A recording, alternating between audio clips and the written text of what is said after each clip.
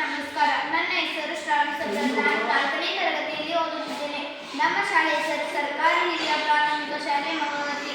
ನಾನು ಮಾಡಿರುವ ಪ್ರಯೋಗದ ಹೆಸರು ವಾಟರ್ ಸ್ಪ್ರೇ ಮಾಡಲ್. ನೀರು ಸಿಂಪಡಣೆ ಮಾದರಿ ಸಾಮಾನ್ಯ ಸ್ಟ್ರಾ, ಫೋಮ್ ತೂರು ನೀರಿನ ಲೋಟವನ್ನು ಬಳಸಿಕೊಂಡು ಸಣ್ಣ ಪ್ರಯೋಗವನ್ನು ಮಾಡುತ್ತೇನೆ. ನಾವು ಈಗ ಇಲ್ಲಿಂದ ಊದಿದರೆ ಗಾಳಿಯ ಮೂಲಕ ನೀರು ಚಿಮ್ಮುತ್ತದೆ.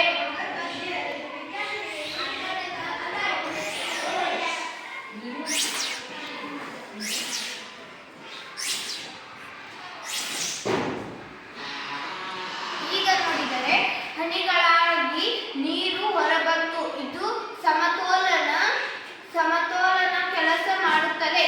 ಸಮತೋಲನದ ವಿರುದ್ಧವಾಗಿ ನೀರೆಲ್ಲ ಮೇಲಕ್ಕೆ ಏರುತ್ತದೆ. ನಾನು 2 ಸತ ಮಾಡಿದ್ದೇನೆ. ಒಂದು ದಪ್ಪನ ಸ್ಟ್ರಾ, ಇನ್ನೊಂದು ತೆಳ್ಳನೆ ಸ್ಟ್ರಾ.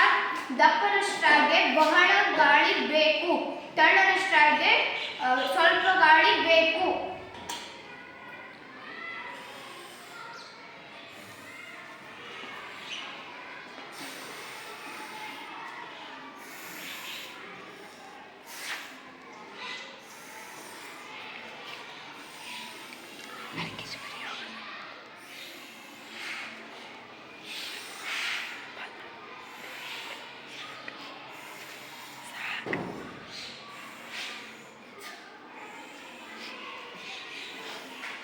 ನೋಡಿದ್ರಲ್ಲ, ಇದು ಜೋರಾಗಿ